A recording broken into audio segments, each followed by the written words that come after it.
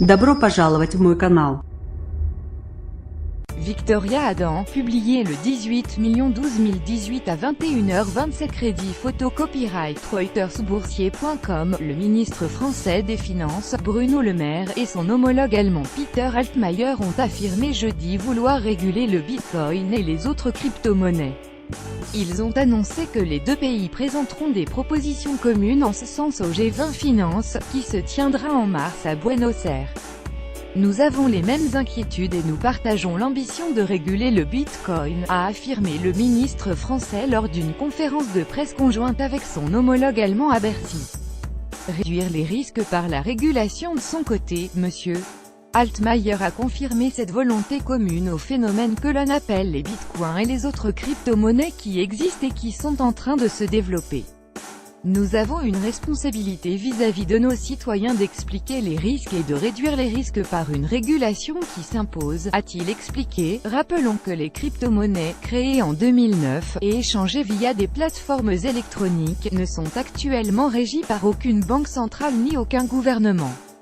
En France, Bercy a d'ores et déjà confié une mission sur le Bitcoin à Jean-Pierre Landau, ancien sous-gouverneur de la Banque de France, afin qu'il propose des évolutions sur sa réglementation.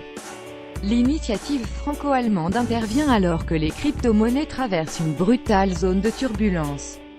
Le Bitcoin a plongé mercredi de 20%, retombant sous les $10 000, avant de regagner 11,5% jeudi, à $11 600. Il a tout de même perdu 40% depuis la mi-décembre, où il avait atteint un record autour de $19 500. Une autre crypto-star, le Ripple, a été encore plus secouée ces derniers jours. D'abord divisée par 3 en une dizaine de jours, elle a repris 50% jeudi à $1,62 sur la plateforme Bitfinex. La Chine veut durcir son arsenal anti-Bitcoin. Parmi les facteurs à l'origine de la correction des crypto-monnaies, figure l'intensification des mesures de restriction prises par la Chine.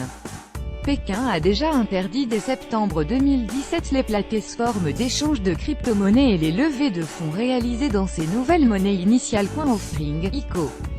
Mais selon la presse, le régime chinois compte aller plus loin, en s'attaquant aux intermédiaires qui se chargent de passer des ordres via des sites basés à l'étranger pour le compte de clients chinois.